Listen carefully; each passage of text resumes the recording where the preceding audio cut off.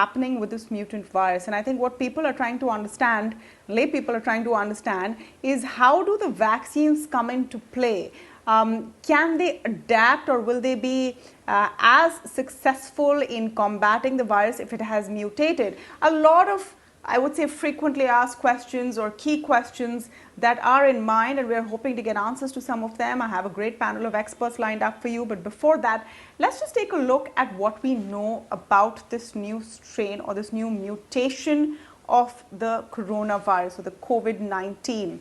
So it first started coming to light in the UK in September, and the problem is about how quickly this particular strain seems to spread or is transmitted. So by November, 1/4 of all cases in London were of the new strain, and by mid-December, that means just a few days ago, it's about 2/3 of all cases just in London.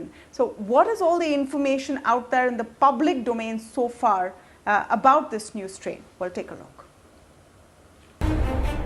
11 months ago, when COVID-19 outbreak was declared as public health emergency by World Health Organization, little did we know that the panic will grip the world for months to come. The rise in new COVID strain, which is a mutation in the novel coronavirus, now has raised concerns, forcing UK to impose heavy lockdown in the Christmas week. 15 nations have barred citizens from traveling to UK. So what is the new mutation, and why is everyone so worried about it? It all started with UK Health Secretary declaring the new virus strain spiral out of control. UK Prime Minister Boris Johnson said that the new strain is 70% more transmissible. It was first detected in September, and by November, around a quarter of cases in London were infected by the new variant. This reached nearly 2/3 of cases by last week. So will it increase the mortality rate? There is no evidence to suggest that it is more fatal, although UK is still monitoring the data. Rise in COVID cases is already putting a lot of pressure on UK's healthcare system. Another question on everyone's mind is whether any COVID vaccine will be effective to deal with the new mutation. And while there is no concrete answer to the question just yet, it has become a big source of worry across the globe that is looking to fight the coronavirus pandemic. With Varun Warrior, this is Ruchi Bhatia for ET Now.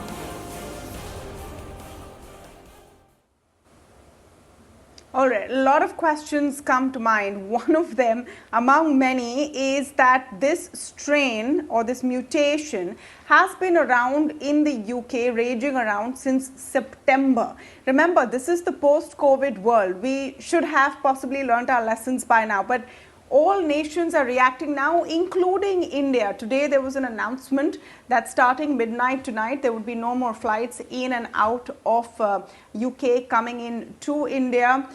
There will be screening for passengers, of course, from these nations and coming in from Europe, etc. The state of Maharashtra has announced its own set of rules talking about institutional quarantine for those coming in from Europe and the Middle East. Bengaluru and Karnataka have announced some of their own rules for passengers coming in from Europe, from the UK, from the 7th of December onwards. But could we have reacted faster? And is there any real fear of this strain reaching Indian shores? Because we've been doing pretty well with COVID-19 so far. So that's the primary concern. I have with me this evening Dr. Arvinder Soin, Anant Bhan, and Dr. Shashank Joshi. Great to have all of them on the show. Dr. Joshi, I must tell you, has been in that meeting with the government of Maharashtra, after which the announcement of that night curfew was made today. So hopefully we'll get some interesting details there. Let me start with you, Dr. Soin.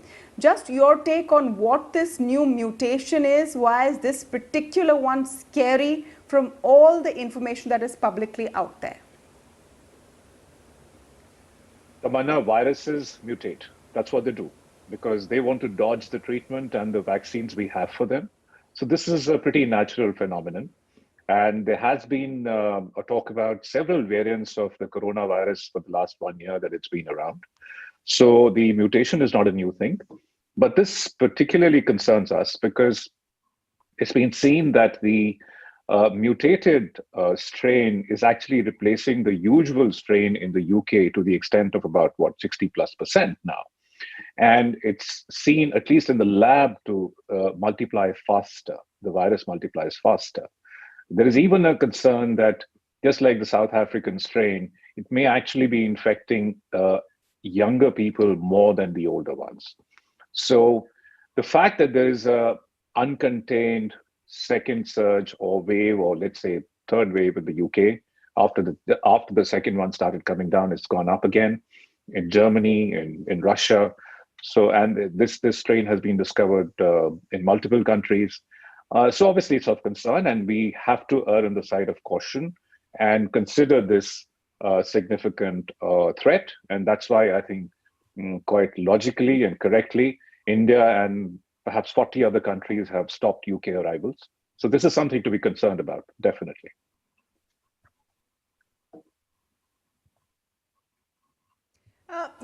Dr. Joshi, before I come to the public policy action in the state of Maharashtra and nationwide, I want to understand, and it's a very simple question, pardon me if it's not the right one, but I want to understand, what about all of these vaccines that have gotten approval in the UK and in the US?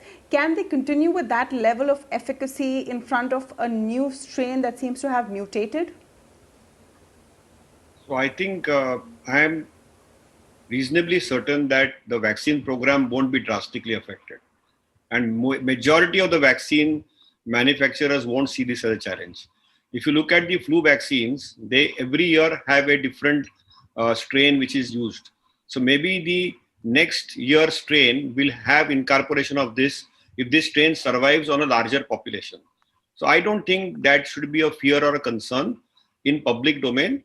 And as I said, there is a single publication, and in fact, there is more media publications than actual publications about this mutant strain. There's only one publication in public domain on this and one article written in BMJ. Beyond that, we don't have information about its clinical implications. All we know, as Dr. Soin has said, is that it is more transmissible in 70% of cases. It might have an impact on the ACE2 protein, on the receptor binding.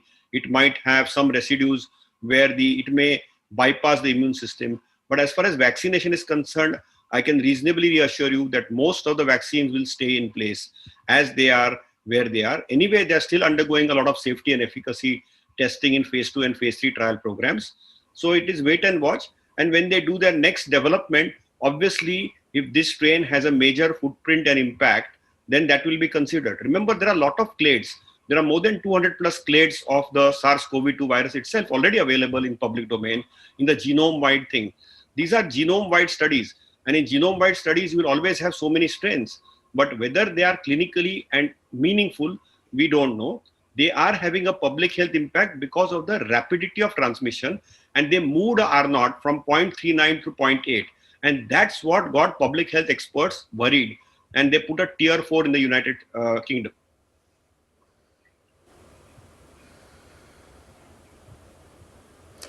My question is, and here I want to discuss now the public policy action. And Anant, let me come to you on this first.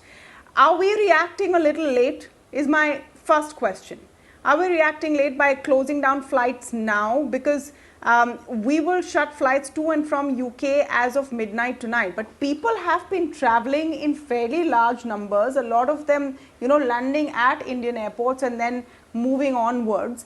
We've been having this air bubble with the UK and perhaps other countries from where it could have spread.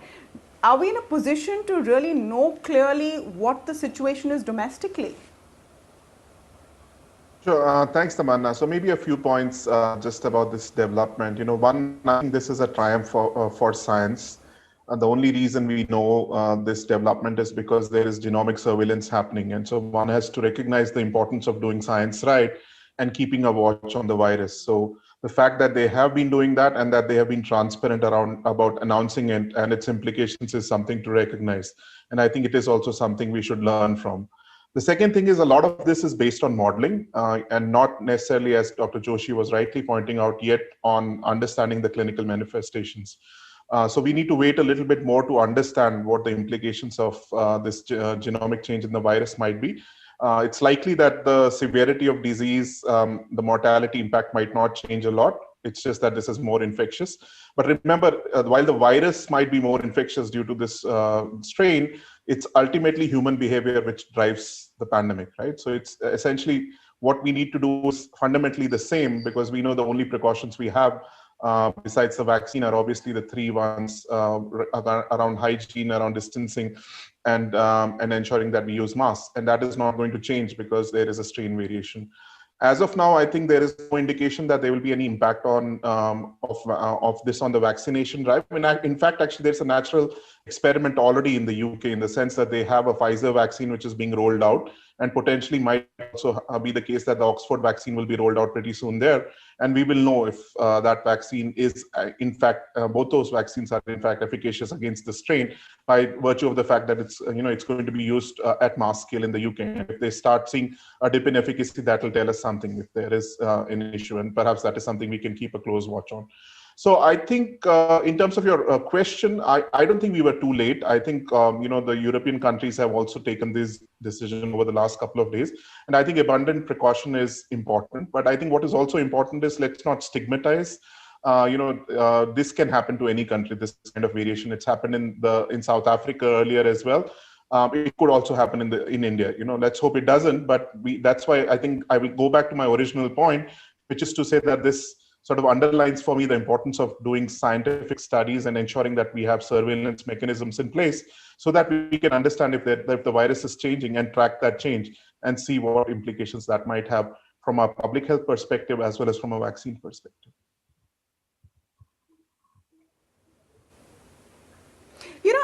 I agree with you completely, Anant, and frankly, it's not about stigmatizing because you're right, this could happen anywhere.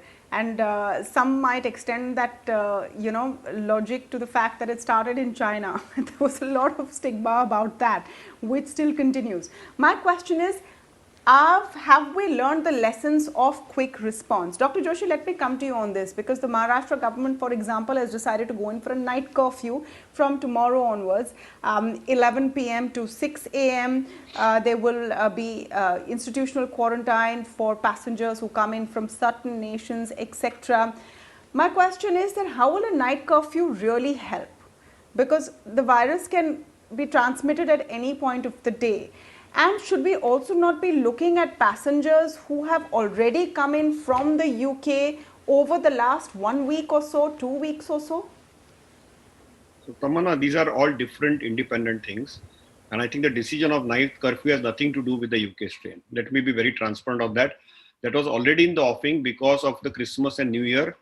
On an average, on the the streets of Mumbai, sometimes in some geographies, more than 1 lakh, 2 lakh, 3 lakh people cluster and crowd. And I think that is the reason. And we are increasingly seeing it on the weekends that there is a large clustering on the beach sides. And I think that was mainly to circumvent that. And we know that on the New Year's Day, almost 8 to 10 lakh people are out on Chowpatty, on Bandstand and many other places. So that probably has no bearing on this. It is coincidental that it has happened at the same time. As far as the decision to quarantine, and probably the quarantine is going to last for 5 to 7 days. No, Dr. Joshi, I'm so sorry. I'm so sorry to interrupt. The only reason I'm interrupting is because the circular from Maharashtra government, which has all these lines, starts from the sentence saying that this is because of new developments and a new strain of mutation in the UK. It lays that as a backdrop and then puts all the details out. Could be there, so but this is not something that, we're just saying out of the blue.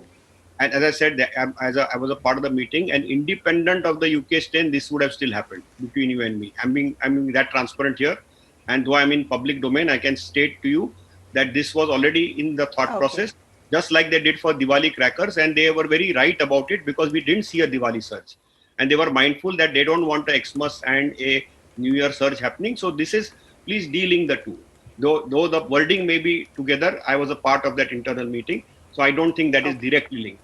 As far as the quarantining is concerned, a lot of, initial part and the mistakes which happened in March, a lot of the virus which came to Mumbai, which was a ground zero. See, Mumbai has three problems. We are having a very high population density. We have a lot of migrant population, and we have a lot of international people coming in, as well as a lot of mobility. And therefore, it is a very perfect recipe. And people also are reckless now. And you can see that recklessness and rebellion actually leading to very inappropriate behavior. So I think some of these deterrents are for that. As far as the international input coming from Europe or Middle East is predominantly to limit, because a lot of flights happen between Mumbai and Dubai, and I think that was to limit that, so that is taken care of. And after 5 or 7 days, if RT-PCR test is done, then the person will be sent home. And anyone landing from anywhere in the world, they will be stamped for a home quarantine. So I think these are matters, as Anand said very rightly, as way of abundant precaution, these are being taken. And I'm very certain that after the new year is over, they might even be lifted if there is nothing coming out. So this is a temporary transient measure, maybe for 2 weeks, just to ensure that we don't make or repeat any mistake which probably could have occurred in the month of end March or early April. And I think that is the basis of that whole thing. It is better to be safe than to be sorry later. And we do not know the unpredictable nature of this virus. As I said, both South Africa and United Kingdom need to be congratulated, because they have done very high genome science, and their genome surveillance has yielded some results. Now, whether they will be clinically meaningful, one thing is sure, it's a more transmissible virus. So obviously your RT-PCR may be positive in 12 hours, which normally might take 3 to 5 days to become positive. So obviously these steps are more of a way of abundant caution. And I'm completely mindful of the fact that people who have already gotten in the last 2 weeks, also probably there will be a surveillance team which will reach out to them to see whether any one of them were symptomatic, what is their status, has there anything been going on. And Bombay Municipal Corporation and its commissioner have already been briefed that they will try to look out for those individuals, so that at least due care is taken care of and appropriate steps are taken care of, particularly if they are symptomatic. Yeah, so in fact, even as we speak, this new set of guidelines has been issued by the BMC that I've received. I'll just take you through what they are saying. For passengers arriving from UK directly or through indirect flights, they will be subjected to mandatory institutional quarantine at their own cost in nearby hotels for 7 days. If they're found symptomatic on arrival, these passengers from UK, they will be shifted directly to Seven Hills Hospital for further evaluation. On arrival, there will be no RT-PCR test, but will be conducted during the 5th to 7th day at the hotel at the cost of the quarantine passenger. If the report is negative, then they can shift to home quarantine for 7 days, and that is also mandatory. Of course, if they're found positive but asymptomatic, they will be continuing their quarantine in the hospital. So this is specifically targeted at those who have been arriving from the UK, but it will be restricted to those, I guess, who have arrived today. We will have to see if it goes back and tracks those who have arrived over the last few days or not. Dr. Soin, I just want to get your sense on the public health response from our end, because like I said in the beginning of this discussion, for whatever reason, India seems to have been improving its numbers. Our mortality rates are lower, our new active cases have been consistently falling. So those parameters have been good. Obviously, we don't want anything to disrupt that situation. How can we ensure that we're not stuck now with a new strain which spreads faster, basically? So, it's pretty clear that, like my colleagues have already said, public behavior governs how this pandemic is going to go. And so we continue to have to do physical distancing, wear masks, and use hand hygiene.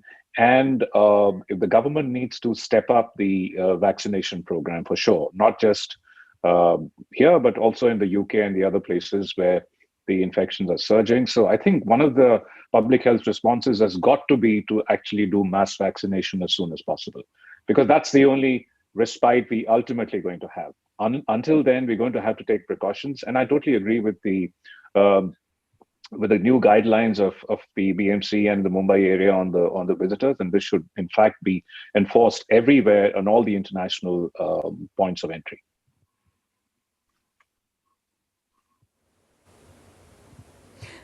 Just your take, Dr. Soin, on the question of vaccination. I asked Dr. Joshi and he talked about how he thinks that there should be no issue. The vaccines will be able to keep up. Do you agree with that view? I do, actually. I think it will take much more genetic diversity for the virus to actually escape the effect of vaccination. So vaccinations, as the vaccines as they have been developed now, will definitely be effective, I think, because See, what happens is the mutations happen in very specific areas, more on the lines of how monoclonal antibodies act, whereas vaccines actually evoke a polyclonal response. That means the response is against multiple proteins and points on the spike protein, for example. So I don't think a few mutations are actually going to make the virus escape the vaccination. So the vaccination is probably going to be effective as we know it.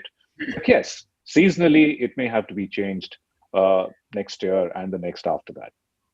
So we don't have to worry too much. I think you just do the vaccination drives as we are planning them a little faster, and I think we should see the end of this.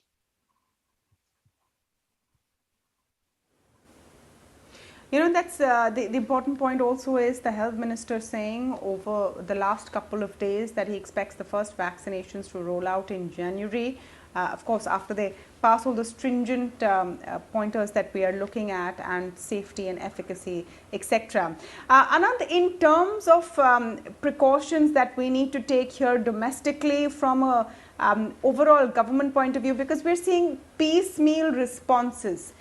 So today we know that Maharashtra has put in all of these night curfews and rules for those coming in from the UK. We know that Karnataka has put in some rules.